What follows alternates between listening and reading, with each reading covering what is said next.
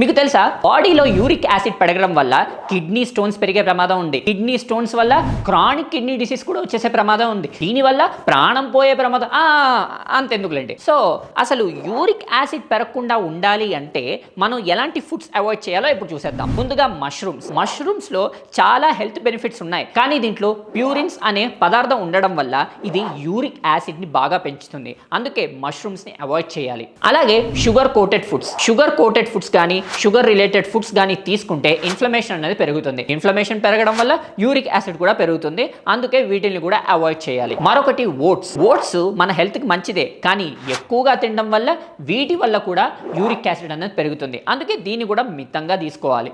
ముఖ్యంగా processed meets అసలు తీసుకోనే కూడదు. Example hot dog. ఇవి తీసుకోవడం వల్ల వీటిల్లో ఎప్పటి నుంచో ఉండిపోయిన స్టోరేజ్ అవి టాక్సిక్ గా మారుతుంది. ఇవి టాక్సిక్ గా ఉండిపోవడం వల్ల అది బాడీని చాలా ఎఫెక్ట్ చేసి బాడీలో యూరిక్ యాసిడ్ ని గణనీయంగా పెంచేస్తుంది. సో అలా అవ్వకుండా ఉండాలి అంటే ప్రాసెస్డ్ మీట్ అసలు తీసుకోనే కూడదు. వైట్ బ్రెడ్స్ కానీ మైదాతో తయారు చేసిన ఏ వస్తువైనా సరే మనం దాన్ని తీసుకోకూడదు. ఇలాంటి ఇంట్రెస్టింగ్ వీడియోస్ కోసం మీరు హెల్త్ ముఖ్యం మిగిలే ఛానల్ని తప్పకుండా సబ్స్క్రైబ్ చేయండి. అలాగే లైక్, షేర్, కామెంట్ చేయడం అస్సలు మర్చిపోకండి. Follow on Instagram also.